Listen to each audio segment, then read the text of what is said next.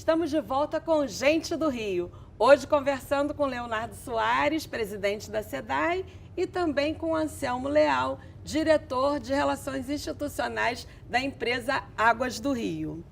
Leonardo, na quarta-feira, agora, dia 29, teremos o leilão do bloco 3 dos serviços de distribuição de água, coleta e tratamento de esgoto. Esse bloco engloba 21 municípios, né?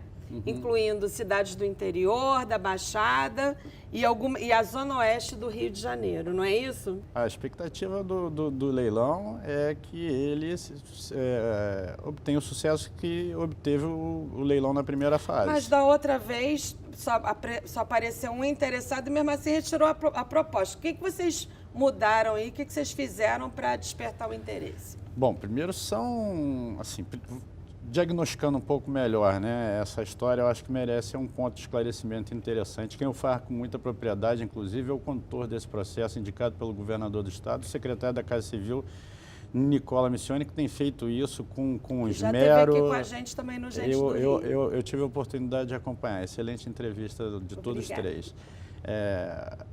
O leilão, ele num primeiro momento tinha 5 cidades, mais a Zona Oeste. O problema é diagnosticado por todos, eu acho que isso está pacificado entre quem acompanhou um pouco mais os detalhes técnicos, é que não houve uma desistência propriamente dita. Os investidores foram para a disputa de 4 blocos. Em um desses blocos, que era o menos atrativo dos 4, havia apenas um inscrito, no caso a EGEA, inclusive. Né? A EGEA tinha lá um envelopezinho dela colocado. O que acontece é que a EGEA, com outros disputantes ali na hora, especialmente com relação ao bloco 1 e ao bloco 4, eles quase se estapearam para ver quem ganhava. Foi uma sequência que parecia uma final de campeonato no Maracanã. Foi uma sequência de disputa, assim, que eu estava presente, a coisa é tensa. A coisa é tensa, é meio divertida, meio tensa até, eu confesso. E isso fez com que os investidores, naturalmente, fossem ao limite dos seus esforços que decorrem de investimentos comprometidos anteriormente até por investidores estrangeiros. Então, o sujeito fala, você pode gastar 100 para comprar os 2 blocos, aí você vai lá e gasta 90 para comprar um bloco, é mais ou menos isso o raciocínio que eu faço. A remodelagem, evidentemente, consegue trazer aperfeiçoamentos, consegue trazer novas soluções, consegue trazer novos enfoques, até porque o Rio de Janeiro é pioneiro nesse processo no Brasil. O Rio de Janeiro largou na frente. O Rio de Janeiro enxergou a necessidade. E aí, como você fala, pô, mas 2033 não está tão longe.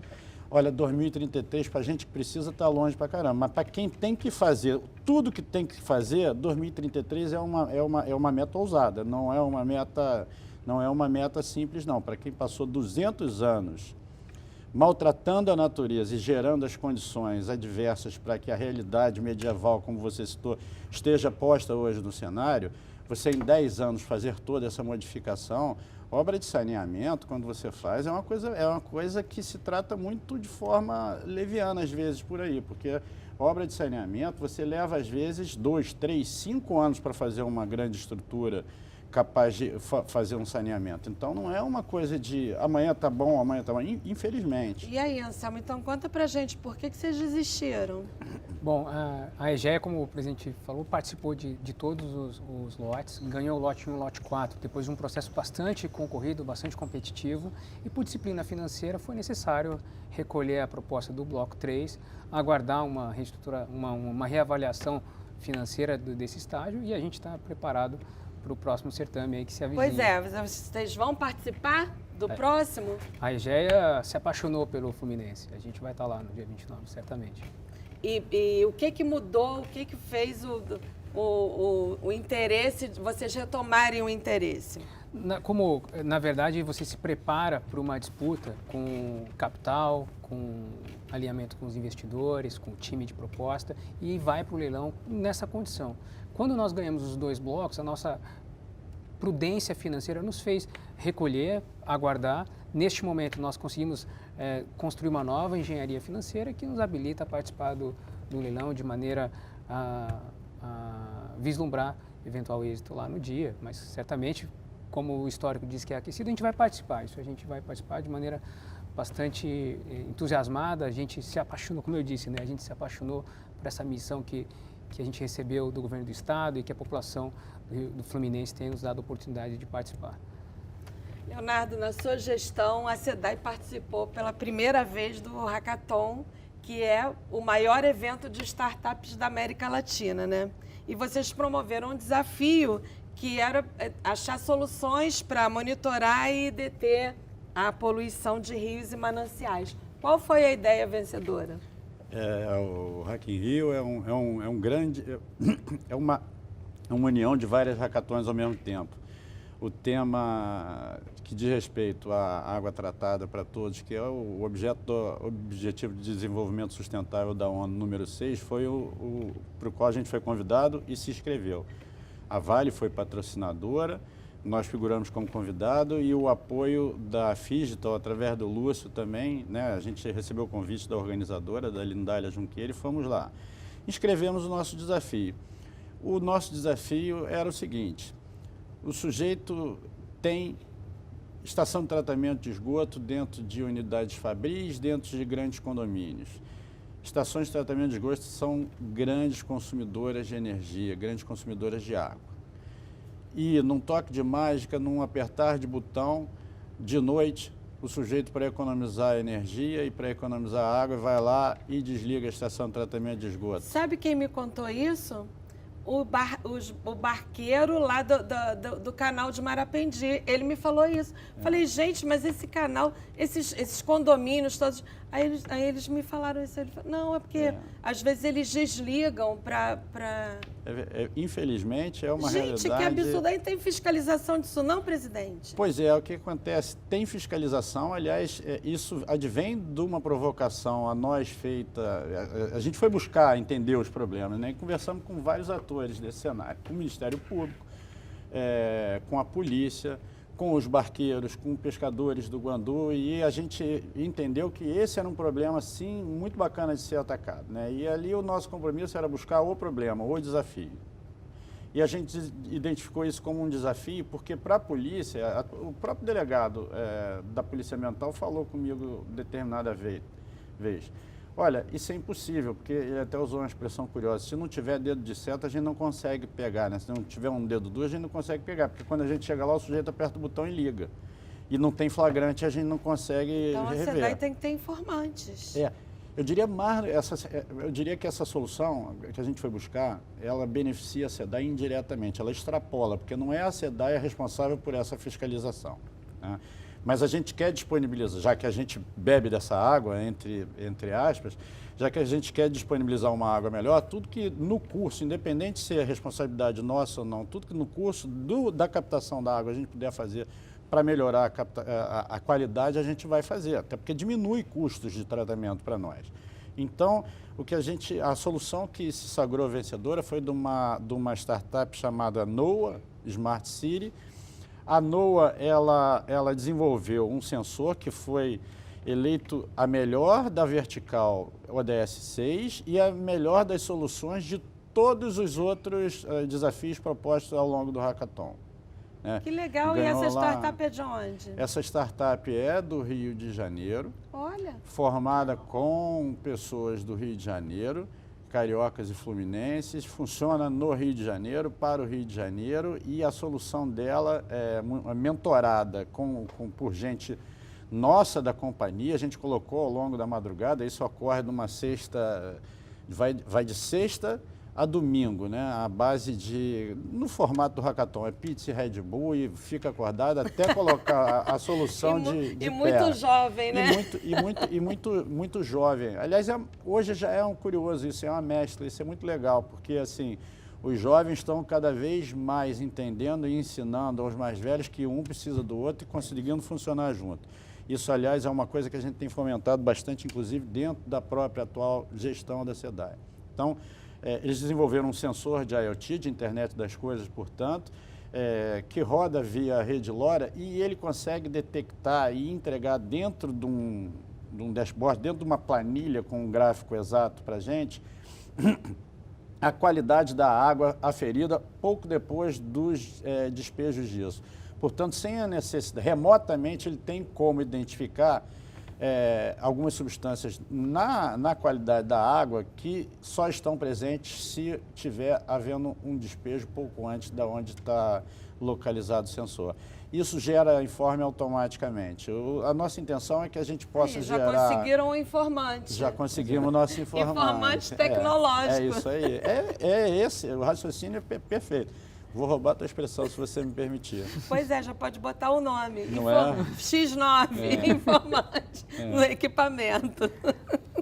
Anselmo, você morou na China, trabalhou na China, a economia que mais cresce no mundo, com mais tecnologia, mais inovação. O que você trouxe de lá para a gente? Acho que o que a gente pode aprender muito da cultura chinesa é o planejamento, né? Então, quando a gente fala que é necessário tomar uma atitude para mudar uma condição medieval, é necessário um plano factível, crível, como o marco do saneamento parece longo, mas é super desafiador quando a gente fala sobre obras. Criar um planejamento e persegui-lo até a exaustão como meta, sem se desviar no meio da trajetória, acho que é a grande característica, sobretudo da China, e é por isso que eles fazem essas transformações de tempos em tempos. Aquele plano quinquenal deles é seguido à risca, e vocês olham como, nos últimos 72 anos, a China saiu da ultramiséria e hoje é um grande exportador de tecnologia. Essa disciplina no planejamento, metas factíveis e perseguição bastante focada, eu acho que é grande aprendizado que eu tive nessa minha imersão nessa cultura que é tão incrível. Eu sou um fã da China. Tudo que não aconteceu nos vários programas de despoluição da Baía de Guanabara, né? Eu acho que deve ter os 30 anos da China se desenvolvendo, deve ter os 30 anos ou mais que esses programas de despoluição da Baía de Guanabara que nunca acontecem, nunca são efetivos, né? Por que a população deve acreditar que dessa vez vai? Eu acho que o primeiro ponto é que hoje existe esse programa macro, existe um contrato de concessão que o concessionário pagou 15 bilhões de reais para ganhar e que se ele não cumprir as metas, ele perde o contrato. Adicionado à outorga que foi paga, mais 19 bilhões de reais serão investidos, totalizando 39 bilhões de reais ao longo de uma concessão. É bastante recurso financeiro para fazer essa atividade. E metas contratuais, medidas por uma agência regulatória, e a gente... Então, agora está escrito como que se faz, independente do momento político, essas metas permanecem. É uma concessão de serviço público de 35 anos. Nós agora temos, sim, um contrato com 35 anos de planejamento que vai ser medido ano a ano a sua execução. Isso traz para essa história uma nova maneira de gerir como ela vai se desencadear.